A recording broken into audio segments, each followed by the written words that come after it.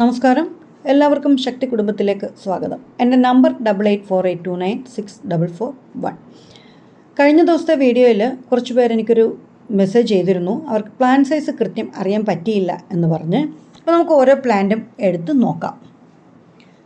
ഇത് ബിദാദരിയുടെ പ്ലാന്റാണ് കേട്ടോ. വളരെ ഭംഗിയുള്ള നല്ല അഴകുള്ള ഒരു ചെടിയാണ് ബിദാദരി. പെട്ടെന്ന് വളരുന്ന ഒരു പ്ലാന്റ് കൂടിയാണിത് കേട്ടോ. അടുത്തത് ഓറഞ്ച് സ്റ്റാർ ഡസ്റ്റ്.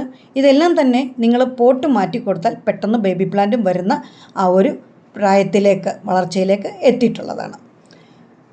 അടുത്തത് പനാമയുടെ പ്ലാന്റാണ്. ഇതും ബേബി പ്ലാന്റ് വന്നിട്ടുള്ളതാണ്. മിക്കതും ചെറിയ ബേബി പ്ലാന്റ്സ് വരുന്നുണ്ട്. അത് നോക്കിക്കേ, സൂക്ഷിച്ച് നോക്കിയൊക്കെ കണ്ടോ. ഇതൊക്കെ ഞാനിപ്പോൾ സെറ്റ് ചെയ്തിരിക്കുന്നത് നമ്മുടെ ചകിരിച്ചോറിനകത്തൊരല്പം പെർലൈറ്റൂടെ മിക്സ് ചെയ്താണ്. അപ്പം നിങ്ങളുടെ കൈ കിട്ടുമ്പോൾ നിങ്ങൾ നല്ല പോട്ടി മിക്സിലേക്ക് മാറ്റുക, കുറച്ചുകൂടെ വലിയ പോട്ടിലേക്കും മാറ്റുക. ഇത് പ്രക്കായിപ്പറ്റാണ്.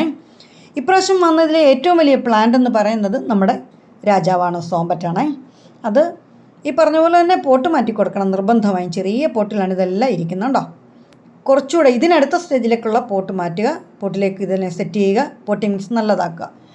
നോർമൽ ആയാലും റെയർ ആയാലും എത്ര വില കൂടിയതായാലും വില കുറഞ്ഞതായാലും ഏത് പ്ലാന്റ് ആയാലും അതിന് നമ്മൾ കൊടുക്കുന്ന പോട്ടി മിക്സ്, അതിന് കൊടുക്കേണ്ട യഥാസമയം കൊടുക്കേണ്ട വളങ്ങൾ കൃത്യമായി നമ്മൾ ചെയ്താൽ ഈ ഏത് ചെടിയും, അഗ്ലോണിമ എന്നുള്ള ഏത് ചെടിയും നമ്മളുടെ കൈകളിൽ സുരക്ഷിതമായിരിക്കും.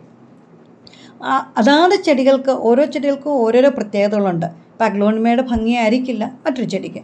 ഇത് നമ്മുടെ പ്രക്കായിപ്പറ്റിൻ്റെ ഒരു മദർ പ്ലാന്റ് ആണ് കേട്ടോ. അപ്പോൾ ഈ അഗ്ലോണിമയുടെ ഭംഗിയാണോ നമ്മുടെ ഈ എപ്പീഷ്യയ്ക്ക്? നിങ്ങളെ ഈ ഒരു ചെടി കാണിക്കാൻ വേണ്ടിയിട്ട് നമ്മുടെ മതിലിൻ്റെ മേളിൽ ഇങ്ങനെ നിരത്തി വെച്ചിരുന്നതാണ് കേട്ടോ. എപ്പീഷ്യ ചെറിയൊരു ചെടിയാണ്. നോക്കൂ, ഹാങ്ങിങ് ആയിട്ട് ഇങ്ങനെ താഴെ വരുന്നതൊക്കെ ഉണ്ടോ ഇതിൻ്റെ ഭംഗി. അപ്പോൾ ഇതിനെ ഞാൻ ഓപ്പൺ സ്പേസിലാണ് വെച്ചിരിക്കുന്നത്. മഴയും വെയിലും ഒരുപോലെ കിട്ടുന്നതാണ്. എന്നാൽ അതേ രീതിയിൽ നമുക്ക് അഗ്ലോണിമ വളർത്താൻ പറ്റുമോ? ഓപ്പൺ സ്പേസിൽ അങ്ങനെ ഈ കടുത്ത മഴയെ അത് തരണം ചെയ്ത് വരുമോ? ഇല്ല. അടുത്ത നോക്കൂ, നിത്യകല്യാണി, പിന്നെ വിങ്ക, അങ്ങനെയൊക്കെ നല്ല പേര് ഉള്ള ഒരു ചെടിയാണിത്. എന്നാൽ ഇതിന് പാവം ഈ ചെടിക്ക് വേറൊരു പേരോടുണ്ട് കേട്ടോ, ശവന്നാറി. ഇത്ര നല്ല ഭംഗിയുള്ളൊരു പേരിന് ആ ഒരു പേരിട്ടത് വളരെ കഷ്ടമാണ്. വളരെ സൗന്ദര്യമുള്ളൊരു ചെടി കൂടിയാണ് നമ്മുടെ നിത്യകല്യാണി. ഒരുപാട് ഔഷധ ഗുണങ്ങളും ഉള്ളൊരു ചെടിയാണ്. ഇത് എൻ്റെ കളക്ഷനിലുള്ള കരേഡിയോ ആണ് കേട്ടോ.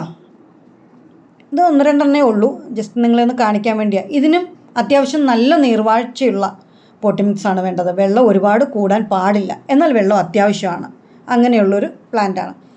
അഡീനിയം എല്ലാവരുടെ കൈകളിലും ഈ അവസ്ഥയായിരിക്കും. ഇലകളെല്ലാം കൊഴിച്ച് ഇങ്ങനെ വളരെ ക്ഷീണിതരായിട്ടിരിക്കുന്ന ഒരവസ്ഥയാണ്. ഇത് ബിഗോണിയ. ഇത് 10 മണിയുടെ ഒരു ചെടിയാണ് കേട്ടോ. ഇത് ഞാൻ ഓപ്പൺ സ്പേസിലാണ് ഇതും വെച്ചിരുന്നത്. മതിലിൻ്റെ പുറത്ത് ഇങ്ങനെ നിരത്തി വെച്ചിരിക്കുകയാണ്. ഇത് ഈ കിട്ടുന്ന ഇപ്പം പെയ്തിരിക്കുന്ന മഴ മുഴുവനും കൊണ്ടതാണ് ഈ 10 മണി. അതുപോലെ ഇടയ്ക്ക് കിട്ടുന്ന വെയിലും അതുപോലെ കൊള്ളുന്നതാണ്. അപ്പം വെയിലും മഴയും ഒരുപോലെ വേണ്ട ചെടിയെ അങ്ങനെ വിടുക. അല്ലാതുള്ള ചെടികളെ അതിന് വേണ്ടത് എന്താണോ, അതായത് തണുപ്പാണോ, ഹ്യൂമിഡിറ്റി ആണോ, വെയിലാണോ, മഴയാണോ, എന്താണോ വേണ്ടത് ആ ചെടിയെ അറിയാൻ നമ്മൾ ശ്രമിക്കുക. അങ്ങനെ ശ്രമിച്ചാൽ ഈ ചെടികളെല്ലാം നമുക്ക് വളരെ നാളുകൾ ഭംഗിയായിട്ട് നമ്മുടെ കൈകളിൽ സുരക്ഷിതമായി വെക്കാൻ പറ്റും.